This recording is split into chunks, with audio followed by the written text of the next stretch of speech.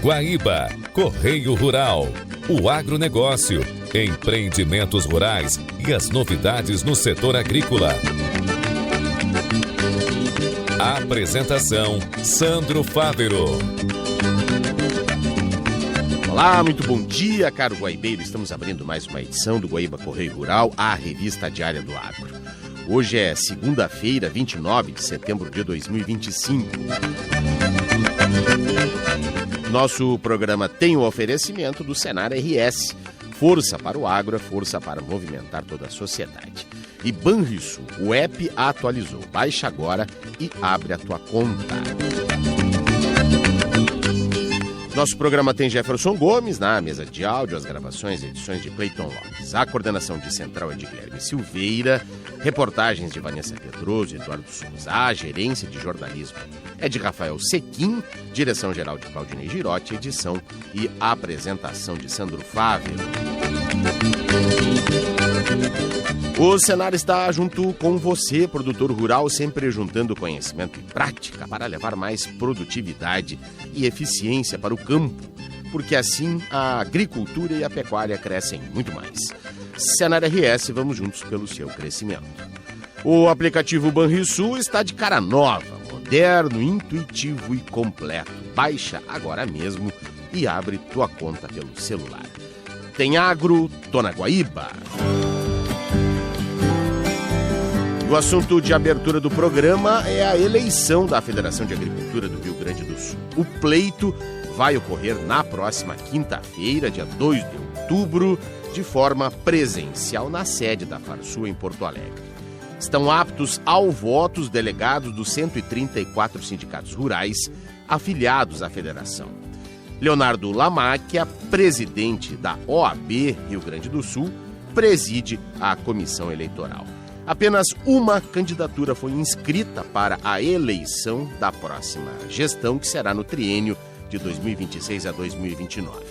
A composição tem na cabeça de chapa o atual vice e ex-secretário estadual da Agricultura, Domingos Velho Lopes, e Elmar Conrad como primeiro vice-presidente. Completam a diretoria executiva Francisco Chardon, diretor administrativo, José Alcindo Ávila, diretor financeiro, com Manuel Inácio Vieira Valim como segundo diretor financeiro e Fábio Avancini Rodrigues, segundo diretor administrativo.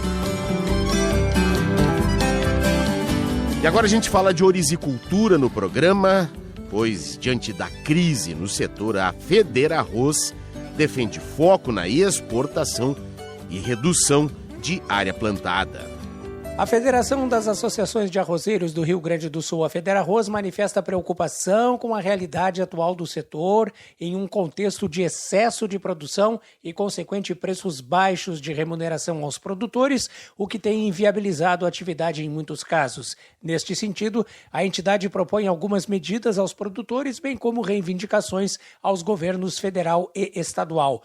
Com foco no incremento nas exportações e redução de área plantada na próxima safra devido ao excesso de produto ofertado ao mercado interno, o presidente da Federarroz, Denis Nunes, reforça o quadro preocupante vivido pelo setor. Os estoques de passagem de arroz estão elevados, resultado de safra robusta no Brasil e no Mercosul e de uma demanda interna que não acompanha o ritmo da produção. Esse excesso de oferta pressiona os preços para baixo, levando-os a patamares muito inferiores aos custos de produção. Os produtores estão vendendo com prejuízo, o que compromete a sustentabilidade da atividade. A lógica é clara: quanto maiores os estoques, menores os preços. Além da redução da área plantada na próxima safra e maior foco nas exportações, a Federarroz propõe a fiscalização por parte do governo federal das importações de arroz que não atendam à legislação fitossanitária brasileira. Além disso, faz a exigência que os mercados concorrentes cumpram as mesmas regras trabalhistas e ambientais dos produtores brasileiros, bem como elevação do preço mínimo condizente com o custo de produção. Com relação ao governo estadual, a entidade reforça o uso da taxa de cooperação e defesa da ourizicultura, CDO, para escoamento de mercado e alterações no regime de ICMS, buscando equalização com outros estados. Por fim, a FederArroz vem dando apoio às campanhas de incentivo ao consumo de arroz e orientações constantes aos produtores associados. Da agência AgroEffective, Arthur Chagas. Obrigado, Arthur.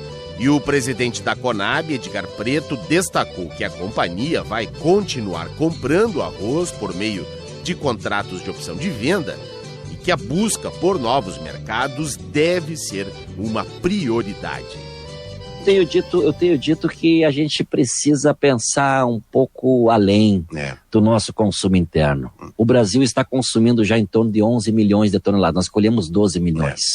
Nós vamos fazer estoque, nós queremos estocar até 500 mil toneladas de arroz. Não é para a gente intervir no mercado, é para a gente dar uma tranquilidade para quem consome.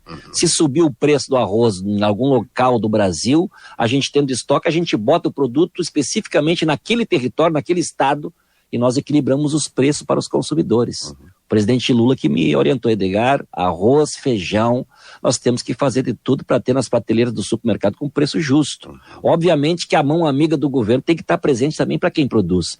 E por isso que nós já na Expo Inter lancei, com a tua presença, nós lançamos já o contrato para o ano que vem. Já disponibilizamos 300 milhões de reais, que é para dizer para o agricultor, nós queremos comprar. Nós queremos dar as garantias de que o agricultor vai ter renda. Mas a gente tem um mercado, tem um mundo aí que quer o arroz, especialmente do Rio Grande do Sul, que é o melhor arroz produzido no mundo. É produzido aqui no solo do nosso estado. Então, eu tive na missão com o Geraldo Alckmin, nosso vice-presidente no México. O que o México pediu para o nosso país? Quer ser complementar. O que faltar no México, eles querem comprar do Brasil. O que faltar no Brasil, eles querem ser complementares também nessa relação comercial. E o México, Thalini, sempre teve um olhar voltado para os Estados Unidos. Sempre teve uma relação comercial muito mais potente com a América do Norte. E com essa imposição do presidente dos Estados Unidos no Brasil, também no México, eles querem uma segurança alimentar. E se voltam para um país grande produtor que tem segurança. O Brasil, ao contrário do mundo, nós não temos inverno, tirando o nosso inverno frio aqui do Rio Grande do Sul, mas não impede, não paralisa as nossas atividades agrícolas, mas o Brasil não tem inverno. E isso é muito importante porque permite o Brasil ser o único país do mundo que produz 3 safras agrícolas no mesmo território. Isso é uma potência extraordinária. Não por acaso que o mundo se abriu comercialmente para o nosso país. 335 novos mercados agrícolas foram abertos. Os Estados Unidos impôs aquela sanção, né? Muitos puderam certamente imaginar, agora teremos uma crise sem precedente. Nós estamos em crise, nós queremos voltar à relação comercial com os Estados Unidos, mas se abriu novas avenidas mundo afora querendo comprar o que a gente produz. Primeiro, nós temos segurança, nós produzimos em escala e nós temos preço. Não há um lugar no mundo que tenha preços tão acessíveis do que os produtos produzidos aqui no nosso país. Estão abertas até o dia 17 de outubro as inscrições para o programa Operação Terra Forte. Podem participar agricultores familiares, indígenas, quilombolas, assentados da reforma agrária e pecuaristas familiares. Coordenado pela Secretaria Estadual de Desenvolvimento Rural e desenvolvido em parceria com a Emater, o programa tem como propósito promover a recuperação socioprodutiva e ambiental, além de fortalecer a resiliência climática das unidades de produção familiar. A iniciativa prevê atendimento direto a 15 mil propriedades e ações de difusão que alcançarão outras 150 mil. Entre as principais ações estão identificação e diagnóstico das propriedades, elaboração de planos individuais de recuperação socioprodutiva e ambiental, assistência técnica especializada, implantação de práticas sustentáveis de produção e disponibilidade de patrulhas agrícolas mecanizadas. Com investimento inicial de 300 milhões de reais provenientes do Fundo de Reconstrução do Rio Grande, o FUNRIGS, o programa integra o Plano Rio Grande e tem como objetivo reposicionar a agricultura familiar como eixo estratégico da reconstrução do Estado. E assim a gente vai encaminhando o encerramento deste primeiro bloco. Em nome do Senar RS, força para o agro, é força para movimentar toda a sociedade. E Banrisul, o app atualizou. Baixa agora e abre a tua conta. A gente vai para o intervalo e volta já já.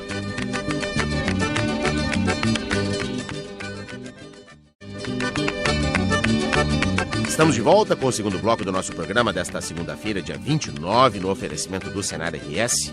Está junto com você, produtor rural, sempre juntando conhecimento e prática para levar mais produtividade e eficiência para o campo.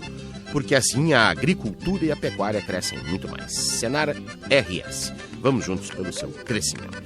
O aplicativo Banrisul está de cara nova, moderno, intuitivo e completo. Baixa agora mesmo e abre tua conta pelo celular. Tem agro, Dona Guaíba. Bom, no nosso programa de hoje a gente vai falar dos bioinsumos, que são produtos baseados em componentes biológicos, como micro-organismos, extratos vegetais, destinados à produção, armazenamento, beneficiamento de produtos agropecuários, que potencializam ganhos ambientais e também toda a cadeia de produção, aí no combate a pragas e doenças, aumentando a disponibilidade da quantidade de nutrientes para as plantas, e aí conseguindo melhor fertilidade, além de ser produtos biodegradáveis, não é? E proporcionando uma atividade mais sustentável. E o Brasil tem se projetado, não é, como um dos protagonistas neste setor, e a gente vai tratar deste assunto, da expansão, do momento, cenário atual dos bioinsumos, conversando a partir de agora com o Felipe Sulzbach, que é responsável pelas operações da Elicit Plant Brasil. Caro Felipe, seja bem-vindo mais uma vez aqui à programação da Rádio Guaíba na manhã de hoje. Bom dia. Bom dia, Sandro. Bom dia aos ouvintes da Rádio Guaíba. É sempre um prazer poder trazer informação e discutir com o público. Bom, satisfação é toda nossa.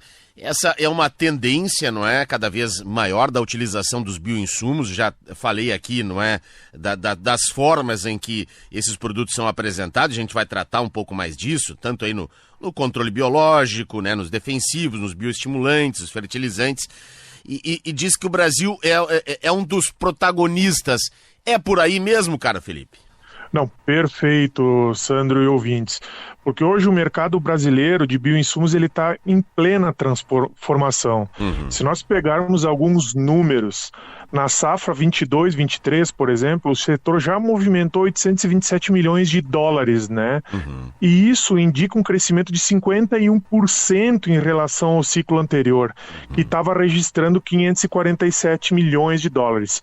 Ou seja, buscando algum pouco de dados aqui das pesquisas de mercado, né, mostrando que a área e a adoção do agricultor ele vem crescendo consideravelmente. Por exemplo, tem dados da CropLife que indicam que a adoção da tecnologia dos bioinsumos ela cresce para 35%.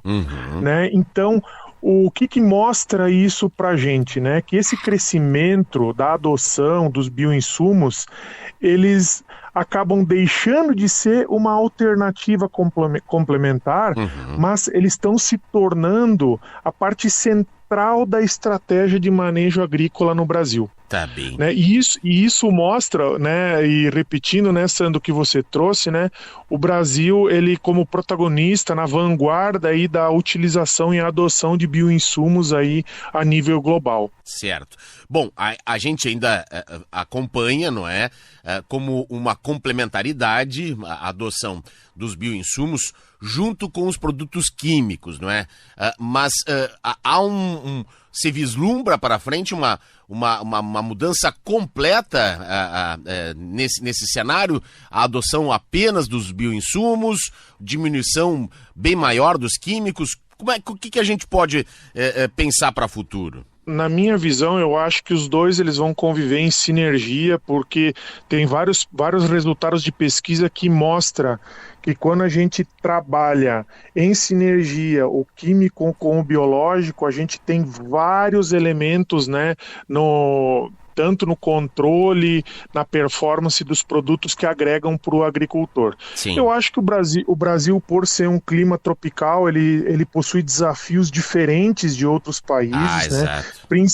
Principalmente, né, em relação à temperatura e umidade, que beneficiam pragas, doenças e plantas daninhas, e num sistema onde a gente trabalha com 2 a 3 cultivos por safra no Brasil, então nós temos essa intensificação, que é um pouco diferente quando a gente olha outros hemisférios. Certo. E, consequentemente, a nossa necessidade é diferente. Então, o agricultor, o primeiro ponto, utilizando essas ferramentas, ele já consegue deixar o ambiente num equilíbrio maior. Perfeito. Tem vários exemplos que a gente já consegue trazer com essas novas tecnologias que estão vindo, né, com as práticas conservacionistas que já estão sendo utilizadas, como o plantio direto, né, justamente mantendo, reduzindo a emissão de carbono no ambiente. A gente consegue ver com várias tecnologias que estão auxiliando em simbiose com as plantas e melhorando a estrutura do solo, né? Ou seja, mantendo a vida no solo, e tudo isso vem dando equilíbrio e resiliência para que as plantas possam enfrentar as adversidades de uma forma diferente. A solução, aí você tocou num assunto que é preponderante, não é, para a agricultura, que é o solo, o manejo adequado do solo, não é? E aí você falou também do plantio direto, mas a gente tem visto soluções de bioinsumos que se apresentam que tem reduzido bastante a dependência dos químicos, não é? Sim, inclusive otimizando a utilização de fertilizantes, por exemplo. Então a gente tem alguns bacilos ou algumas bactérias que entram em sinergia com a raiz da planta, e ela faz com que a planta ela consiga absorver de uma forma efetiva, né, melhorar a sua ação de absorção. E também existem outras ferramentas que a gente trabalha via foliar que auxiliam a planta que tem essa resiliência, ela consiga otimizar os recursos mesmo em uma situação adversa, né? Porque hoje a gente está vivendo muitos extremos, ou dentro da mesma safra nós temos chuva demais, passou 3 meses nós estamos com seca. E o histórico vem mostrando que o agricultor ele tem que se adaptar a essa nova necessidade, e justamente os bioinsumos eles vêm para trazer um pouco mais de equilíbrio e fazer com que o agricultor ele consiga reduzir as percas, né, por esses impactos, mas ao mesmo tempo trazer resiliência aí para a cultura dele, porque no final ele precisa ter rentabilidade, ele precisa ter o retorno sobre o investimento faça sentido para ele, para que para ele adotar o bioinsumo não é só performance, mas também o retorno que ele está tendo financeiro, e também o retorno junto ao meio ambiente que ele vem trazendo. E acredito que ajuda a diminuir a resistência a moléculas, não é? Químicas também, não? Com certeza, porque ele acaba ajudando, Sandro, a quebrar um pouco o ciclo que determinadas pragas ou doenças ela tenham sempre ao mesmo ativo. Então, por isso que a pesquisa traz, na combinação, a gente consegue efetivar em determinadas moléculas, inclusive aumentar a performance de moléculas que elas já estavam caindo a deficiência, né, em performance no campo, fazendo com que essas moléculas, mesmo tendo já um tempo de estrada, elas possam voltar a ser ativas dentro do programa de manejo do agricultor. Perfeito. A gente tem visto a chegada aí de novas empresas, há um investimento muito forte, não é? Em plantas, mas também em tecnologias, né? Ou seja, aumentando a diversidade, não é? de produtos, da oferta, mas ao mesmo tempo que aumentando a concorrência. Como é que a gente pode avaliar esse cenário hoje, hein? Bem, esse é um ponto muito interessante, né? A gente vê uma corrida pelos bioinsumos, onde empresas tradicionais de químicos elas já estão também integrando no seu portfólio produtos de origem biológica, né? Mostrando que esse é um caminho sem volta, né? Mostrando que a gente precisa trabalhar talvez com essa sustentabilidade, a regeneração do solo, né? Mas ao mesmo tempo a gente trazer aí reduzir um pouco a dependência do que a gente já tem, como você bem trouxe, né? Mas ao mesmo tempo adotar essas tecnologias inovadoras que estão vindo para o mercado, como por exemplo fitoesteróis, RNA, existem hoje inclusive bioherbicidas que estão vindo. Então eu acredito que as biomoléculas hoje, elas vão ser talvez a nova onda da agricultura a nível mundial, né? Olhando também não só performance, mas também a quebra de resistência e também trazer a redução de carga química no campo. E isso vai trazer alimentos muito mais saudáveis para a população, né? Visto que o investimento está sendo muito grande, né? Quando a gente olha o número de registros nos últimos anos, né, junto ao Ministério da Agricultura, ele é crescente, né, trazendo muitos produtos de biocontrole, né, que seriam os bionematicidas, bioinseticidas, bioinoculantes, biofungicidas, mas trazendo outras moléculas que acabam trazendo benefícios também para o agricultor, né, como outras classes químicas, como os bioestimulantes, como moléculas biomoléculas antigas à base de fertilizantes. Então essas tecnologias, elas vêm somar e trazer alternativas para o agricultor, né? E isso vai, querendo ou não, vai ser um benefício para toda a cadeia, porque toda essa diversidade com as biomoléculas, elas auxiliam também para a gente gerar valor dentro da cadeia de bioinsumos, né? Ou seja, desde a indústria, passando por distribuição, cooperativa, até o agricultor. E a gente tem alguns dados aqui do Ministério da Agricultura que mostram, por exemplo, os biofertilizantes já tem uma liderança, né, do país, aí são 36% de penetração na União Europeia, e na China aí é 25%, 22%. Quer dizer, tem alguns setores que o Brasil exatamente já lidera, não é? Sim, não, com certeza. Até porque quando a gente vê o que são os aceleradores, quando a gente olha, né, o Brasil, né, ele tem primeiro porque ele tem uma escala produtiva e uma diversidade de culturas tremenda, né? Hoje o Brasil ele consegue ter essa força dentro da mesma região com multicultivos. Também temos uma demanda crescente por práticas sustentáveis, que inclusive ainda se está estudando como é a melhor forma de remunerar o agricultor.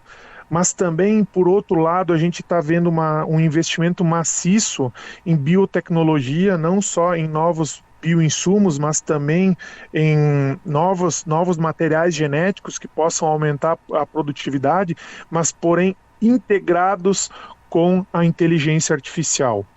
E talvez um outro ponto que eu vejo que ele é muito importante para nós é essa nova legislação de bioinsumos, que foi no final de 23, que ela dá uma clareza regulatória. Isso dá uma segurança para a indústria também investir com força nesse mercado. Perfeito. Muito bem. Bom, eu acho que é um processo que é contínuo e que nós deveremos, inclusive, durante a COP30 agora, ver esse panorama ser debatido e até impulsionado nas discussões, não é? Não, com certeza. A COP30 eu acho que vai ser um excelente fórum para discussão, principalmente para a gente trabalhar onde a gente tem alguns gargalos importantes hoje, que na verdade podem dificultar esse avanço, talvez a médio e longo prazo, né? Talvez esses gargalos que a gente vai ter que discutir com as autoridades, né, e com outros países, é justamente a regulação, que ela ainda está em construção, né, porque a gente tem algumas incertezas aí quando a gente olha sob o ponto de vista de indústria. A gente ainda tem a questão da produção de produtos bioinsumos on-farm, né, e como tu estabelecer que eles tenham um controle de qualidade, como vem da indústria. A gente também percebe que existe uma baixa capacidade, muitas vezes, de síntese local de alguns bioinsumos que são importantes, e isso pode acabar limitando, né? E também a gente tem uma fragmentação do mercado, porque a gente tem muito produto similar. Então esses talvez são os principais gargalos, né? Mas a gente tem plenas condições de superar esses desafios, né, com uma coordenação correta entre indústria, governo, academia e produtores, né, mas isso também vai exigir de todos os elos uma visão estratégica para que a gente tenha investimentos consistentes e políticas públicas bem estruturadas. Tá bem. Bom, olha, esse é um assunto, e aí a gente vê, não é, a tecnologia muito forte também. Você falou dos fitoasteróis, mas acredito que também a inteligência artificial, não é, ela deva colaborar muito nesse sentido do fomento, não é, ao setor, não é? Não, com certeza, ela vai auxiliar desde o desenvolvimento do produto, ou seja, desde quando a gente está lá nos primeiros perfis de produtos que estão sendo analisados, como a gente consegue selecionar as melhores ferramentas desde o início, ou a melhor concentração, ou adaptação para certa cultura, ou o melhor bacilo, o melhor vírus, enfim.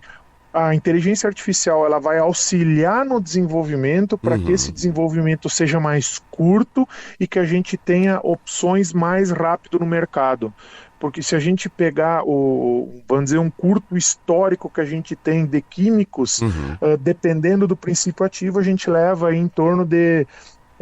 existe uma grande variação, mas de 5 até 10 anos aí, dependendo de cada uma das empresas que estão desenvolvendo o produto, e justamente pela questão regulatória. Tá, né? bem. Excelente. Então, assim, né, Sandro, eu acho que esse é um ponto que a gente vai trabalhando. Então, essa coordenação junto com toda a indústria, a academia e o governo, nós vamos conseguir trazer mais sustentabilidade e fazer com que o mercado ele seja... ter mais sustentabilidade para o mercado no futuro. Perfeito, muito bem. Quero agradecer ao Felipe Sulzbach, da nossa Elicit Plant Brasil, tratando sobre este tema tão importante que é o mercado de bioinsumos, né, que é crescente e que ainda está em fase de amadurecimento, não é? Mas que vem na esteira de um investimento cada vez maior, não é? Pelas empresas, claro que reflexo da procura, não é? Porque tem oferta, tem demanda e a gente vai ver esse processo aí contínuo cada vez mais. Caro Felipe, muito obrigado pela participação conosco aqui. Tem as portas abertas sempre aqui no nosso programa. Muito obrigado, Sandro. Muito obrigado aos ouvintes e estamos à disposição aí. Muito obrigado. E assim chegamos ao fim de mais uma edição do nosso programa. O oferecimento do Senar Rio Grande do Sul, força para o agro, é força para movimentar toda a sociedade. E Banrisul, o app atualizou, baixa agora e abre tua conta. Para você que perdeu alguma parte desta edição ou quer acompanhar novamente, acesse o nosso canal da Rádio Guaíba no Spotify, que em seguida o programa já estará disponível. A gente fica aqui e se reencontra amanhã, terça-feira, às 5h30 da manhã. Até lá, um grande abraço e uma ótima semana. Você ouviu Guaíba Correio Rural.